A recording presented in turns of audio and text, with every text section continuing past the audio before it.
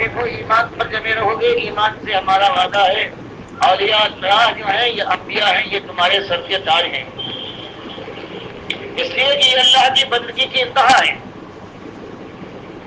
ان کا نمونہ اپنے سامنے رکھنا، ان کے راستے پر چلنا، ان کی تعریفیں اور گن گانا،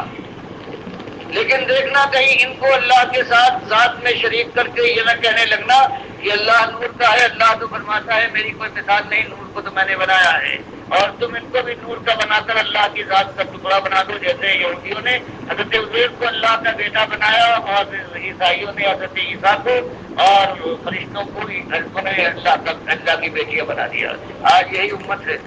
کہ آج اس کے یہاں قرآن فرمائے کہ اللہ کی کوئی مثال نہیں ہے، اللہ کی ساری مخلوق ہے۔ آج اللہ کو نور کا بنایا گیا، جو اللہ فرماتا ہے بجعلنا الظلمات والنور، ہم نے نور اور تاریکی کو تو پیدا کیا ہے، یہ ہماری مخلوق ہے۔ اور آج اللہ کے نبی صلی اللہ علیہ وسلم بھی نور کے ہو گئے، حضرت ابوبکر اور حضرت عمر بھی نور کے ہو گئے، اور پاکستان صاحب نکلے اور وہ بھی نور کے ہو گئے۔ اللہ کی ذات کی اس طرح سے ٹکڑے کر ڈالے اس امت نے۔ سب سے پہلے ظلم اللہ کے ساتھیوں کو، اور اس کے بعد پھر علم کے شریک بنائے گئے بے حساب، کسی کو آواز دی گئی مشکل کشائی، کسی کو فریاد رسی کے لیے پکارا گیا، اس اعتماد پر کہ ہم ان کو پکاریں یا ان کی نظر نیاز کریں یا ان کا دن منائیں، ان کو خبر بچے۔ اللہ نے بتایا کہ غیب کا کسی کا علم نہیں، فرشتوں کے سامنے ہم نے چیزیں لا کر ڈال دی کہ بتاؤ نام، سامنے چیزیں رکھی ہیں، لیکن علم کا یہ عالم ہے، کہتے ہیں کہ لا علم لنا الا ما علمتنا، کہ مالک ہمیں کچھ خبر نہیں۔ اولیاء کو تم نے پکارا ہے، دیکھو اصحاب کب سے بڑے اولیاء اور کون ہوں گے۔ 309 سال کے بعد جب ہم نے ان کو جگایا ہے، ان سے دریافت کیا ہے، ان آپس میں گفتگو ہوئی ہے، دو پارٹیاں بن گئی ہے کہ بھائیو ہم سوئے تو رہے ہیں یہاں پر، لیکن مدت کا تعین کرو۔ مالک قرآن میں فرماتا ہے سورہ احقاف میں کہ ایک گروہ نے کہا کہ شاید ایک دن سوئے ہو، دوسرے نے کہا کہ نہیں ایک دن سے بھی کم عرصہ گزرا ہے۔ تو مالک نے فرمایا ایک ولی اللہ، اور ایسے ولی اللہ جنہوں نے اپنی جوانیوں کو تج دیا ہے ایمان کے لیے، غاروں میں پناہ لی ہے، لیکن 309 سال کے بعد ان کو یہ خبر نہیں ہے کہ کتنے دنوں ہم نیند کی کیفیت میں رہے ہیں۔ اور تمہارا عالم یہ ہے کہ اولیاء اللہ کو تم زمین کے اندر دفنانے کے بعد پھر قبر کو پختہ کرتے ہو، کلش لگاتے ہو، عمارت بنانے کے بعد مجاور بن کر پھر حج کی طرح سے ان کا عرس منانے کے بعد پھر ان کی پکاریں ہوتی ہیں اور دنیا ٹوٹ پڑتی ہے، باز مانگتی بھی ہے، پھیرے بھی لگاتی ہے، سجدے بھی ہے، اور اس کے بعد مناجتیں اور دور سب کچھ ہے وہاں پر۔ اس میں بھی آپ دیکھتے ہیں کہ ہر طرح کی امت نے شریک ٹھہرایا ہے۔ اور عملی شرک یہ ہے کہ اللہ نے مال دیا ہے، اللہ نے جان دی ہے، اللہ کے سامنے سے جھکنا چاہیے۔ یہ آج قبروں رازدانوں کے سامنے بھی جھکتی ہے۔ یہ مرید ہے، پیر کی پابوسی بھی کرتا ہے اللہ کا بندہ۔ اللہ رحمت فرمائے تو آج اس کا حال ہے اس امت کے افراد کا کہ یہ غیر اللہ کی نظر و نیاز کر کے ثابت کرتے ہیں کہ احسان انہوں نے کیا ہے، شکر گزاری ان کی لازم ہے، اللہ کا اس میں کوئی حق نہیں ہے۔ تو اب یہ بتائیے کہ ہر طرف سے جب یہ آوازیں اٹھے اور ایک مالک کے ساتھ یہ ظلم ہونے لگے تو پروردگار کی رحمت آخر کیسے برسے اس وقت؟ انگارے آسمان سے کیوں نہ اترے ہیں اور یہ زمین لاوا بن کر کیوں نہ چمٹ جائے؟ تو حقیقت یہ ہے، اس سے انکار کا موقع نہیں ہے۔ لوگ آج خوش فہمی میں اگر زندگی گزار رہے ہیں کہ ہم محبت کرتے ہیں اللہ کے نبی صلی اللہ علیہ وسلم سے، تو ایمان کے بغیر اگر محبت بھی ہو تو اللہ فرماتا ہے اس کی کوئی قیمت نہیں ہے۔ آخر ابو طالب سے زیادہ کون محبت کرنے والا ہوگا؟ جان اس نے لگا دی، لیکن ایمان سے ہٹ کر مر گیا، ایمان کے تقاضے ماننے سے انکار کر گیا، تو اللہ کے نبی صاحب نے فرمایا بخاری کی حدیث میں کہ ابو طالب جہنم میں ہے۔ یہ اور بات کہ سب سے کم اس کو عذاب دیا جا رہا ہے، پیر میں اس کے ایک جوتی پہنائی گئی ہے، پیروں میں ایک ایک جوتی پہنائی گئی ہے، اور پہنائی جب قائم رہے گی۔ ابھی جو لوگ ہیں صبح شام ان پر عذاب ہوتا ہے، قیامت آنے کے بعد جب فیصلہ ہو جائے گا تو مالک فرمائے گا کہ ادخلوا علی فرعون اشد العذاب، جیسے فرعونی داخل ہوں گے ویسے یہ ابو طالب کا بھی یہ حال بخاری کی حدیث میں ہے کہ داخل کر دیا جائے گا، پیر میں 2 جوتیاں ہوں گی ہاتھ کی، اور اس کی گرمی کا یہ حال ہوگا کہ دماغ کا بھیجا کھول رہا ہوگا۔ وہ سمجھتا ہوگا کہ سب سے زیادہ عذاب مجھ پر ہو رہا ہے، حالانکہ یہ سب سے کم عذاب ہوگا جو ابو طالب کو دیا جائے گا، اس لیے کہ اس نے جان لگائی تھی، اللہ کے نبی صلی اللہ علیہ وسلم کا ساتھ دیا تھا، لیکن ایمان لانے سے انکار کر دیا۔ تو بتایا گیا کہ محبت وہ محبت صحیح معنوں میں اللہ کے یہاں قابل اعتبار ہے کہ جو ایمان کے ساتھ محبت ہو، اور اگر ایمان نہیں ہے اس کے ساتھ محبت کے دعوے ہیں، وہ دعوے سچے دعوے نہیں ہیں، اللہ کے یہاں ان کی قبولیت کبھی نہ ہو سکے گی۔ اور ایسا انسان غصے میں مبتلا رہنے کے بعد اور جہنم کی آگ کا ایندھن بن جائے گا، اس وقت ہوش میں آئے گا بھی تو ہوش میں آنے کا فائدہ نہیں ہے۔ اس لیے آج آپ ہر جگہ دیکھ رہے ہیں کہ ایمان کی بجائے اکثریت کا عالم یہ ہے کہ اللہ کی پکاروں کی بجائے غیر اللہ کی پکاریں ہیں۔ بدعت کا یہ عالم ہے کہ اللہ کے نبی صلی اللہ علیہ وسلم نے اپنے دونوں مؤذنوں کو مسجد نبی کے، ایک کا نام بلال حبشی رضی اللہ تعالیٰ عنہ ہے، دوسرے کا عبداللہ ابن ام مکتوم جو نابینا تھے، ان کو حکم دیا کہ اذان پکارو نماز کے لیے اور اللہ اکبر سے شروع کرو، اور یہ بھی سکھایا کہ میرا نام سنو تو اللہم صلی علی محمد، میرے لیے اللہ سے دعا کرو کہ رحمت فرما محمد صلی اللہ علیہ وسلم پر جو تیرے بندے اور رسول تھے، تاکہ ایک طرف جو میرا احسان ہے تمہارے اوپر اس کا کچھ تھوڑا بہت حق ادا ہو، اور دوسری بات یہ ہے کہ تمہارا ماتھا بالکل ٹھنکے، اور جب تم دعا کرو اپنے نبی صلی اللہ علیہ وسلم کے لیے اللہ سے تو فوراً سمجھ جاؤ کہ اگر اللہ کے نبی صلی اللہ علیہ وسلم اللہ کی ذات کے ساتھ شریک ہوتے جیسے عیسائیوں نے اور یہودیوں نے شریک ٹھہرایا ہے تو ہم ان کے لیے دعا کیوں کرتے اور وہ ہم سے کیوں کہہ جاتے کہ میرا نام آ جائے، تو میرے لیے دعا کرو اور اللہم صلی کہہ کے اللہ سے میرے حق کے اندر رحمت کی طلب کرو۔ تو یہ اللہ کے یہ بدعتیں آج اللہ کے نبی صلی اللہ علیہ وسلم نے یہ بتا دیا، اور بتا دیا کہ جو تمہارے لیے خیر کی چیز تھی وہ میں بتا گیا، اور جو تمہارے لیے خیر کی چیز نہیں تھی اس سے میں نے آشنا کر دیا، تاکہ کرنے کی چیز ہے اسے کرو، اور جس سے اجتناب کرنا ہے وہ تم اجتناب کر کے بچ جاؤ۔ اللہ نے فرما دیا الیوم اکملت لکم دینکم واتممت علیکم نعمتی، جب یہ وقت آ گیا ہے کہ تمہارے اوپر ہم نے نعمتوں کا اتمام کر دیا ہے اور اس دین کو تمہارے لیے اپنی رضا کا ایک ذریعہ سمجھ کر تمہارے لیے مقرر کر دیا ہے، اللہ نے یہ بتا دیا، اور اللہ کے نبی صلی اللہ علیہ وسلم نے یہ فرما دیا کہ جو تمہارے حق میں تھی وہ میں نے بات بتا دی، جس سے میں نے منع کرنا تھا وہ میں نے تم کو ہوشیار کر کے روک دیا اس سے۔ اور اب آپ دیکھیے کہ شرک کا معاملہ تو ہر جگہ ہے ہی،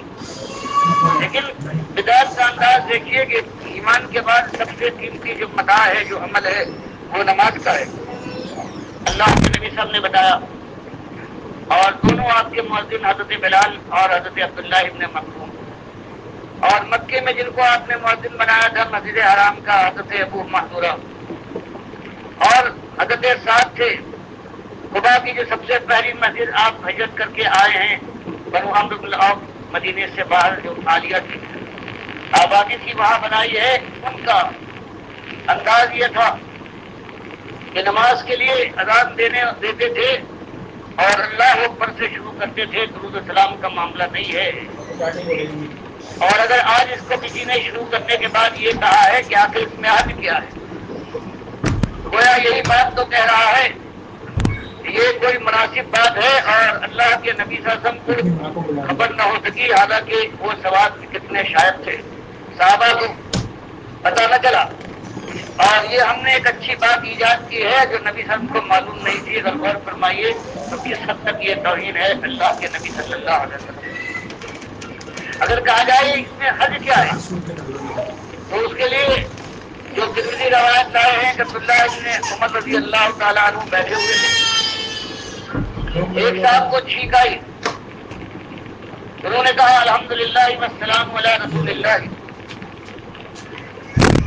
کہ الحمدللہ سلام ہو رسول اللہ صلی اللہ علیہ وسلم پر۔ اور عبداللہ ابن عمر نے کہا کہ اس کی آگے یہ بھی تو کہا کہ بلا ابی کا اممی کا، غصے کے ساتھ کہ سلامتی ہو میرے باپ کے اوپر بھی میری ماں کے اوپر بھی، اس غصے کے انداز سے وہ کھٹک گئے، اور انہوں نے کہا کہ شیخ مجھ سے کیا غلطی ہوئی،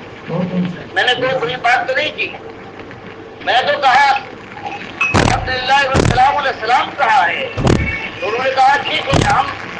سلام بھی کرتے تھے، موقع تھے، لیکن اللہ کے نبی صلی اللہ علیہ وسلم نے جب کو چھینک کے موقع پر یہ کہا ہے الحمدللہ السلام نہیں بتایا ہے، اس لیے مجھے غصہ آیا ہے۔ اور ایک دوسری مثال ہے عید و تقریب میں اللہ کے نبی صلی اللہ علیہ وسلم نے اذان نہ دلوائی نماز کے لیے، اور نہ تکبیر کہلوائی. اب اگر کوئی اذان دلوائے اور تکبیر کہے اور کہے کہ کیا تو بہت اچھی بات ہے، تو ہر ایک کہے گا کہ یہ بدعتی ہے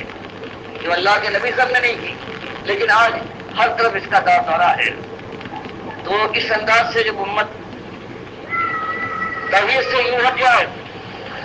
سنت کے ساتھ یہ سلوک کرے اور آخرت کی بجائے خالص دنیا کی ہو رہے، تو اللہ نے جو سلوک کیا ہے آخر کس سے شکوہ کرے؟ بس ایک ہی راستہ ہے کہ اللہ اگر توفیق دے تو سب سے پہلے اپنے نفس کو درست کرے، ایمان کو خالص کر کے سنت کے رنگ میں رکھنے کی کوشش کریں، اللہ کے دین کی دعوت لے کر اٹھے اسی انداز سے جیسے میں نے آپ کے سامنے بیان کیا ہے کہ توحید خالص کی دعوت نبی ہر نبی اٹھاتا ہے ابتدا کے اندر اور چوٹے کھاتا ہے اپنے قوم کی. تو یہ امت بھی ہے، اہل کتاب بن گئی ہے، یہ بھی کوئی آسانی سے قبول نہ کرے گی. ایک طویل کشمکش کے بعد ہم اللہ تعالیٰ کے پاس اور انشاءاللہ یہ جو بھٹک گئے ہیں کلمہ پڑھنے والے باوجود اس کے کہ صاف صاف وہ کلمہ پڑھتے ہیں لیکن معنی سے واقف نہیں ہے، اور اس طرح سے آج امت کے ساتھ اللہ نے سلوک کیا ہے. یہ سلوک اللہ کا اسی وقت بدلے گا جب ہم خود اپنی زندگی بدلے. اور یہ زمانہ ہے خطائیں جتنی ہم نے کی ہیں سے اگر ہم توبہ اس کو پراپت کر کے اپنے اعمال کو پراپت کرتے ہیں اللہ سے التماس کو اٹھا دیں ہماری دنیا میں ہمت کو بھی تبدیل کر دے گا. اور سب سے بڑی ذلت اس کا وہ کھانے والا ہے تو کی آگ پر اس کو بچا لے گا. مالک فرماتا ہے کہ حسنات حسنت سیئات گالی کا ذکر ہے. یہ لوگوں اگر نیکی کا ہے اعمال کے اوپر تم رہو تو برائیاں نیکیوں کی وجہ سے وہ ہٹ جائیں گی. یہ برائیاں نیکیاں برائیوں کو دور کر دیں گی. لیکن یہ نصیحت ہے، وہ جو نصیحت حاصل کرنا چاہے تو پروردگار سے کا شکر ادا کرنا چاہیے کہ زندگی میں ایمان کے ساتھ یہ زمانہ ہمیں ملا ہے اور روزے کی توفیق پروردگار نے عطا فرمائی ہے. وہاں مالک سے آئیے دعا کریں کہ پروردگار ایمان کی اس متاع بے بہا کو پروردگار اسے عام کر دے. اور یہ امت جو آج ایمان کی اقرار کے باوجود بھٹک رہی ہے،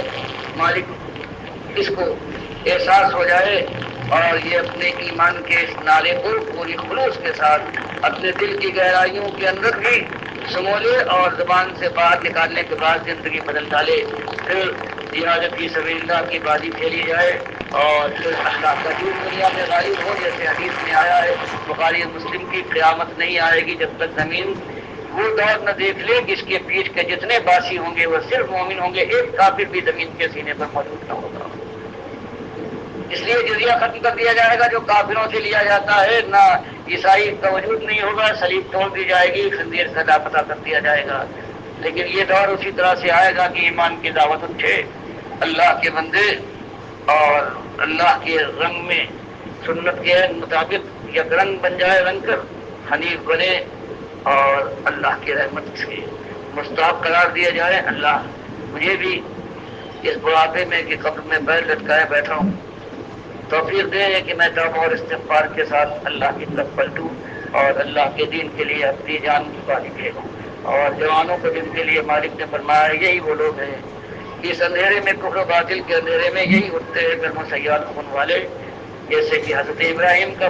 ذکر فرمایا فتن، جیسے کہ فرمایا ذریۃ من قومہ کہ حضرت موسیٰ کے ساتھ ان کی قوم کے اور لوگ بھی تھے، خالص جوانوں نے ساتھ دیا ہے.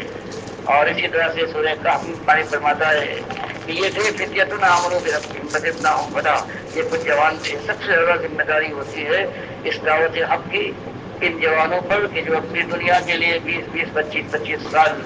کالجوں میں اسکولوں میں دن رات ایک کر دیتے ہیں، راتوں کی نیند مشکل ہو جاتی ہے. اور کس لیے کہ 10 20 50 30 سال کے لیے تو زندگی کا معیار کچھ روٹی کا انداز کچھ کپڑوں اور لباس کی سجت میں بدل جائے گی، اس کے بعد پھر موت دوبارہ حال ہے. اس کے لیے 20 25 سال لگاتے ہیں اور جہاں ہمیشہ رہنا ہے اس کو بلائے ہوئے ہیں. کاش ان کو توفیق ملے، بولا ہوا سبق یہ یاد کریں اور دنیا کے ساتھ ساتھ اصلی کوشش کریں اللہ کے دین کا علم حاصل کر کے